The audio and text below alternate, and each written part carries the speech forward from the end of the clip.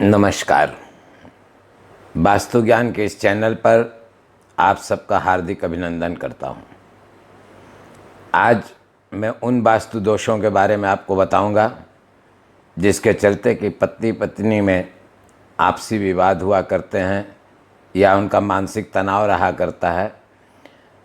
तो इसमें कुछ साधारण सी बातें ऐसी हैं, जैसे मान लीजिए कि जिस कमरे में पति पत्नी सोते हैं उसका फर्श उखड़ा हुआ हो या उस फर्श का ढलान एक तरह का न हो, पलंग ऐसी जगह लगा हुआ हो जहाँ उसके पीछे खिड़की पड़ती हो, और या फिर दरवाजे के सामने पलंग पड़ा हुआ हो, या दरवाज़ा खोलते ही सामने कोई पिलर दिखाई देता हो, या फिर दरवाजे के ठीक सामने कोई मोड़ दिखाई देता हो, छत पर लटकती हुई बीम हो, और इसके अलावे कमरे के अंदर प्रकाश की समुचित व्यवस्था न हो। तो इन सब कारणों के चलते पति पत्नी के मानसिक स्वास्थ्य पर बहुत ज़्यादा असर पड़ता है। वे हरदम आपस में तनावग्रस्त रहते हैं, मतभेद बना रहता है। अब हम आपको दिशाओं के बारे में बताएंगे कि किस तरह की दिशाओं के दोष होने के चलते और भी प्रभाव पड़ा करते हैं।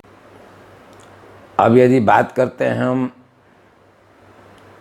आग्नेय क्षेत्र की, साउथ ईस्ट जिसको कहते हैं, उसकी बात हम करते हैं। अगर उस क्षेत्र में पानी हो या स्थान वो खुला हुआ हो तो वैसे में भी पति पत्नी में आपस में झगड़ा होने की संभावना ज़्यादा प्रबल रहती है और लोग चैन से नहीं रह पाते हैं, क्योंकि अग्नि क्षेत्र वो आग का क्षेत्र होता है। और उस क्षेत्र में पानी का होने से मेरा मतलब है कि वहाँ पर बोरिंग हो या वहाँ से ट्यूबवेल लगा हो, हैंडपंप लगा हो, इस टाइप की चीज़ों से मेरा मतलब है। और इस पर आपको ध्यान देना पड़ेगा। पिछले वीडियो में मैंने आपको बताया था कि दिशाएं विभिन्न दिशाओं में बढ़ा हुआ करती हैं। तो उसी तरह से यदि साउथ ईस्ट यानी कि आग्नेय क्षेत्र अगर दक्षिण की तरफ बढ़ा हुआ हो और वो खाली छोड़ा गया हो तो वैसी स्थिति में तो समझ जाइए कि निश्चित रूप से प्रतिदिन पति पत्नी के बीच में कुछ न कुछ झमेला होता ही रहता है। अब यदि यही अग्नि का क्षेत्र कटा हुआ हो, यानी पूरा न हो, अग्नि का क्षेत्र कटा हुआ हो, तो वैसी स्थिति में पति पत्नी के बीच में कड़वाहट तो होती ही है। पति का स्वास्थ्य उत्तम नहीं रहता है, हमेशा उसके भीतर बीमारी घर की रहती है और घर के भीतर क्रोध की अधिकता ज़्यादा रहती है।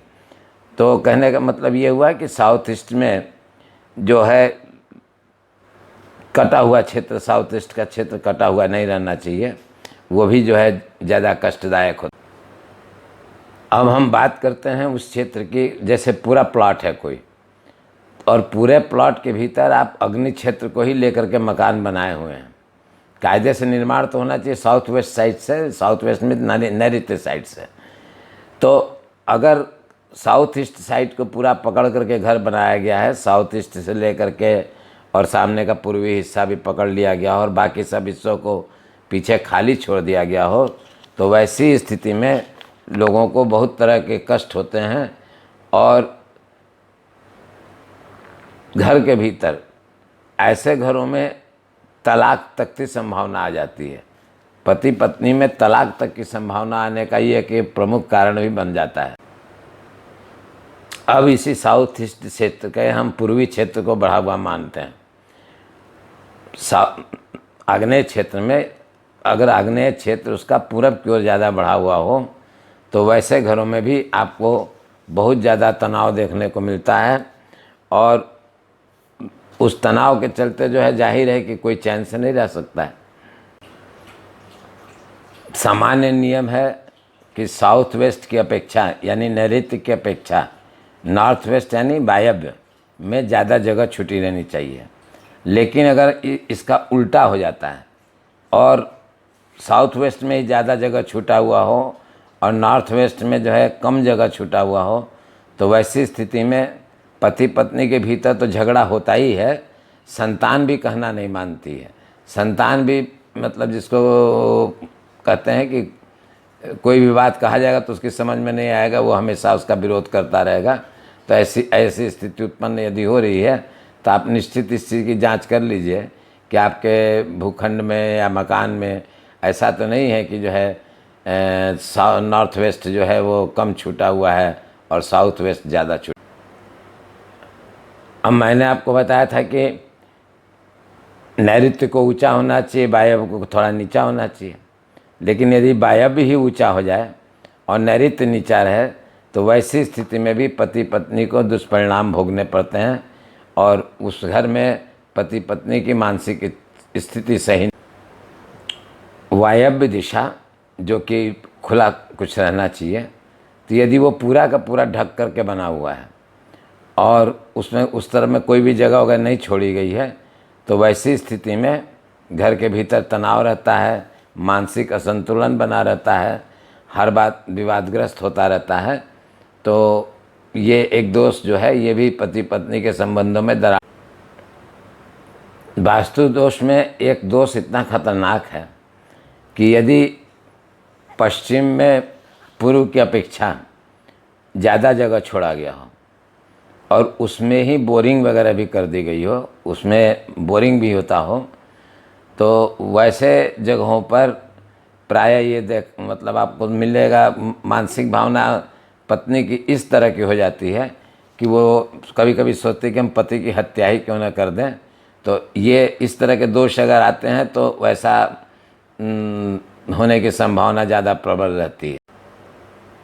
यदि घर प्लॉट में नॉर्थ वेस्ट में बोरिंग हुआ है, नॉर्थ वेस्ट से पानी आपका निकलता है, तो वैसी स्थिति में पत्नी के घर को छोड़ करके भाग जाने की भी स्थिति पैदा हो जाती है। तो ये भी एक भयंकर ही दोष कहा जाएगा और इससे बचना चाहिए।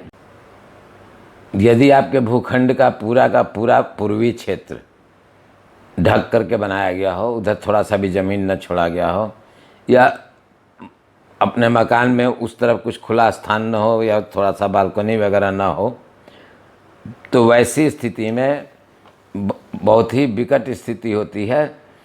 पत्नी की मानसिक स्थिति इस स्तर पर भी पहुंच सकती है कि वो आत्महत्या करे, आत्महत्या के बारे में सोचे कि इतना तो अब यहाँ मतलब इतने झमेला से तो मर जाना ही बढ़िया है। तो वैसी स्थिति अगर आती है तो आप समझिए कि पूर्व का इस हिस्सा जो है पूरा का पूरा ढका हुआ मिलेगा। अब यदि किसी प्लॉट के नैऋत्य का यानी साउथ वेस्ट का दक्षिणी क्षेत्र साउथ क्षेत्र बढ़ा हुआ हो और उसी में नॉर्थ वेस्ट का नॉर्थ से क्षेत्र बढ़ा हुआ हो, तो वैसी स्थिति में पति जो है वो चरित्रहीन होता है। उस मकान में रहने वाला पति चरित्रहीन होता है और जाहिर है कि जब वो चरित्रहीन होगा तो वैसी स्थिति में जो है पत्नी तो अशांत रहेगी ही, घर में तनाव का वातावरण बनेगा। यदि भूखंड या मकान के नॉर्थ ईस्ट यानी ईशान पूरब उत्तर में रसोई घर बना हुआ हो, तो वैसे में जो है बहुत तरह की कठिनाइयों का सामना करना पड़ता है और अगर उसमें शौचालय बना हो तब और भी कठिनाइयों का सामना करना पड़ता है। तो वैसी स्थिति में जो है पति पत्नी में सामंजस्य का अभाव होता है, परिवार में कड़वाहट होती है, गृह कलह की संभावना बनी रहती है और आर्थिक स्थिति पर तो इसका बहुत ही ज़्यादा प्रभाव पड़ा करता है। दक्षिणी भाग उत्तरी भाग से ज़्यादा खुला रहना घर में प्रमुख अशांति का कारण होता है। उत्तरी भाग ज़्यादा खुला रहना चाहिए, दक्षिणी भाग कम होना चाहिए। तो ये अगर इस तरह की स्थिति आ गई कि उत्तरी भाग ही कम खुला हुआ है, दक्षिणी भाग ही ज़्यादा खुला हुआ है, तो वैसी स्थिति में भी आपको देखने को मिलेगा कि उस घर में शांति नहीं रहेगी, लोग एक दूसरे पर दोषारोपण करते रहेंगे, आपस में तनाव। मकान का पूर्वी और उत्तरी भाग यदि अन्य भागों की अपेक्षा भारी बन गया हो, तो वैसी स्थिति में पारिवारिक कलह, आपसी विवाद, मानसिक क्लेश, उन्मादग्रस्त वातावरण, इन सब की संभावना बनी रहती है। तो मैंने आपको एक चीज़ बताया कि ये इस तरह के दोष जो है पति पत्नी के आपसी संबंधों पर बहुत ज़्यादा प्रभाव डालते हैं। अब जहाँ मैंने दिशाओं की बात की है, उस जगह मैं एक बात आपको फिर से याद दिला देना चाहूँगा कि आप मेरे चैनल को सब्सक्राइब करके और उसके पीछे के वीडियोस को देखिए, जिसमें कि मैंने समझाया है कि वास्तव में आपके घर की दिशाएं कहाँ पर हैं कंपास के हिसाब से। क्यों कि अगर आपको सही दिशा का ज्ञान नहीं होगा और आप अनावश्यक भ्रम में पड़ जाएंगे कि यार ये मेरा पूरब उत्तर का कोना बढ़ा हुआ है, तो ये मेरा आग्नेय का कोना कटा हुआ है, तो वास्तव में वो चीज़ वहाँ है या नहीं है, इसकी जानकारी आपको करने के लिए मैंने पहले ही अपने वीडियो में आपको क्लियर कर दिया था कि आप पहले दिशाओं का सही स्थान पता कर लीजिए, तभी इन सारी बातों को देखिएगा। पहले उस वीडियो का आप ज़रूर देख लीजिएगा, क्योंकि उससे ही आपको स्पष्ट होगा कि दिशाएं किस तरह से घर में कहाँ पर प्रभाव डालती हैं और कौन दिशा आपके घर में कहाँ पर है। अन्यथा इसके अलावा यदि आप कुछ कीजिएगा तो इसकी जिम्मेदारी आपकी होगी। पुस्तकों में कहीं पर भी जो भी ज्ञान दिया हुआ वो गलत नहीं है, लेकिन उसको करने के बाद भी आपके रिजल्ट गलत आते हैं। इसका कारण ये है कि आपको सही दिशाओं का घर में पता है ही नहीं। आप अंदाज से कहते हैं कि यहाँ पर मेरा पूरब उत्तर का कोना है, आप अंदाज से कहते हैं कि यहाँ पर मेरा पूरब दक्षिण का कोना है, तो अरे यार यहाँ अग्नि क्षेत्र होना चाहिए था, यहाँ नहीं, यहाँ तो पानी है। ये आप देखिए तो सही कि वहाँ पर आपका है क्या। और इसके लिए आपको मेरे पीछे के वीडियोस को देखना होगा, उसको सब्सक्राइब करना होगा। अब एक बात और बता दूं, मैंने इन सब चीज़ों को जो आपको बताया है, ये इसलिए नहीं बताया है कि आप मानसिक तनाव में फंस जाएं।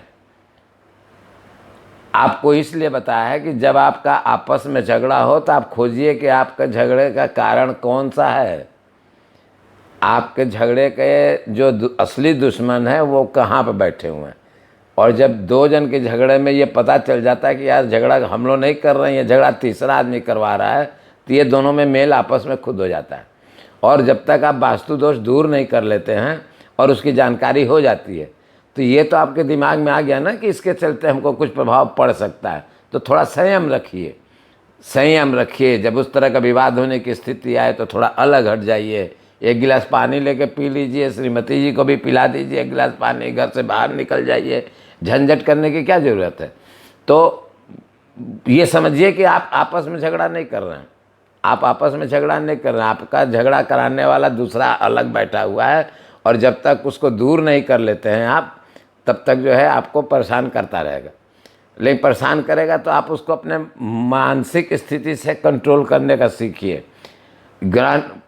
ये आपके ये निकल जाने पर, जैसे मान लीजिए राशिफल आज निकला कि मेरा दुर्घटना की संभावना है।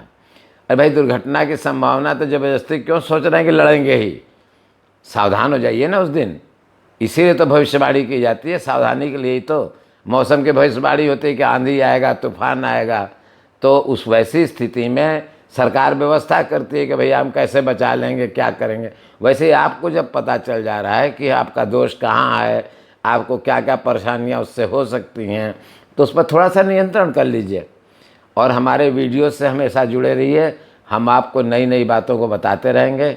और ये जो मैंने जितना वास्तु दोष अभी बताया है, तो अगले वीडियो में मैं आपको ये बताऊंगा कि पति पत्नी के मधुर संबंधों के लिए आपको कौन कौन से उपाय करने चाहिए, जिसके चलते कि अगर आपसी तनाव होता भी है तो उस पर नियंत्रण रखा जा सके।